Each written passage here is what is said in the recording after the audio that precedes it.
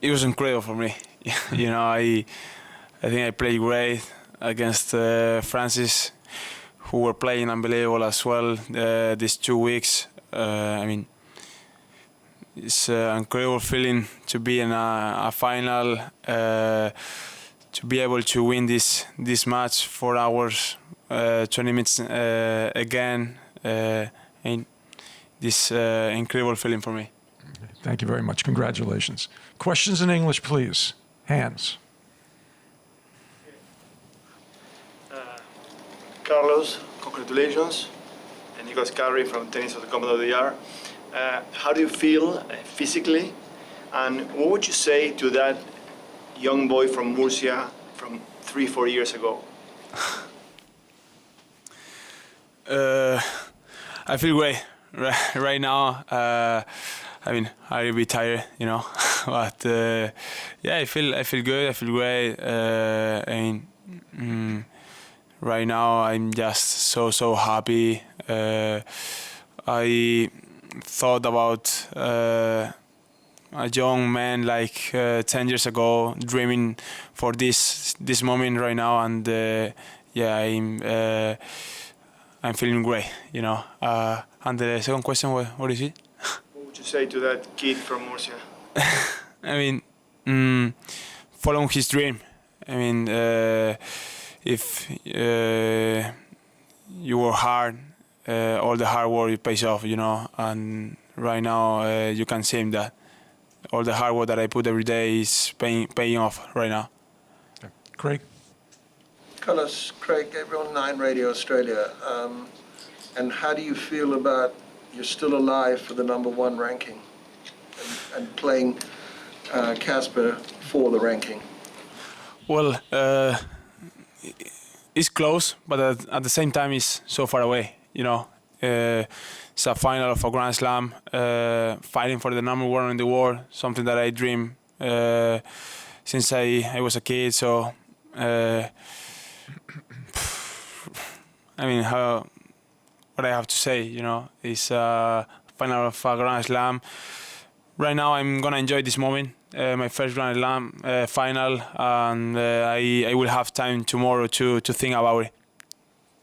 Okay, Chris. Yeah, Carlos, Chris Clary, New York Times.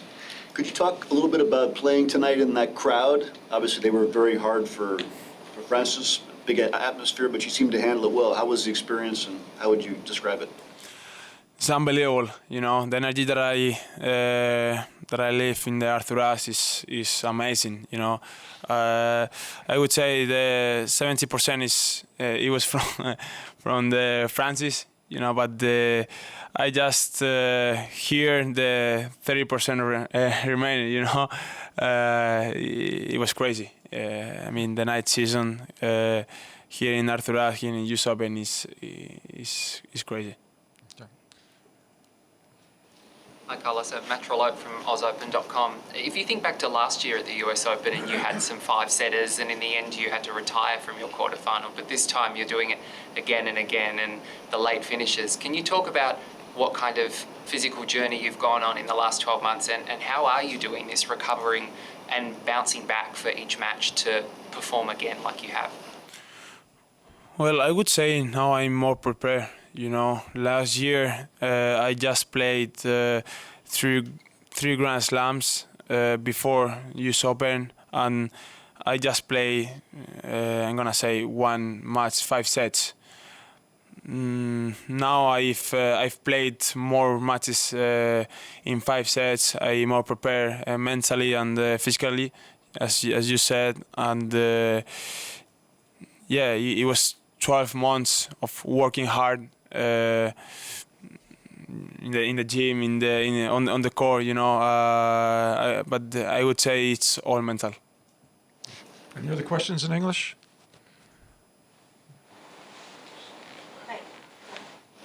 Aki Uchida from Smash Magazine of Japan. So after you couldn't make the first match point in the 4th set, and what kind of thoughts go through your mind, and how did you manage to pull yourself together and play that strong in the 5th set? Honestly, after that point, I thought, please finish in this set. But I mean, it was a tough moment for me, losing that match ball in that way. You know, doing a drop shot that I could finish with a good forehand that I hitting pretty well. But I knew that I had to stay in the match, to stay calm, to stay playing well. That I was playing well. But yeah, it was a tough four sets. But I thought that is a new match in the fifth set. I have to stay there, playing well, playing my game, and believe in I have to play my best, and I could win. You know, I just thought that I was able to beat Frances in the fifth set. Chris? Carlos, how well do you know Casper at this point? Have you had many conversations with him? I know he has a connection to Spain. What is your connection with him? Well, I played against him twice. I know him very well. You know, we shared a lot of moments in the tournaments. Of course, he's a very nice guy off the court, and I thought with him a lot when we can. But yeah, on the court, I know him. As I said, I played twice. I beat twice him. But I mean, he's playing really, really well, and I know that, and I will have to show my best. Okay. Take two more questions in English. Big A, Craig, you'll have the last question. Adeshina Koike, USOpen.org. Congratulations.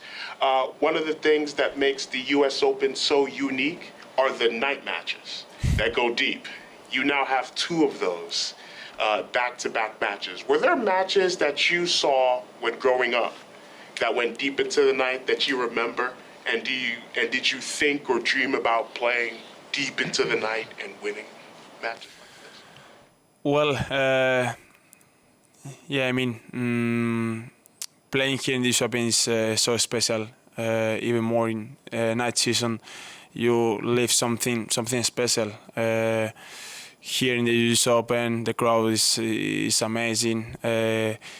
They love to watch great matches, and of course the support is something special, you know.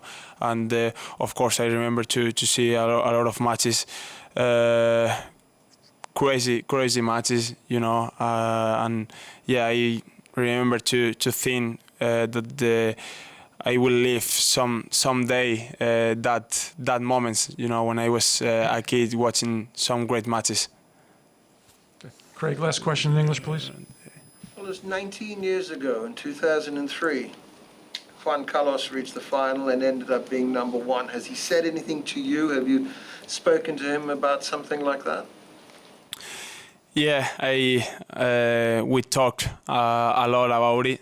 You know, he beat Agassi in the semifinals to reach the number one in the world here in the US Open, and he told me about the prepare for that match, you know, and I'm gonna do the same, you know. Is going for it, no matter what I'm fighting for or where I am, you know. I'm just going for it and enjoy the moment.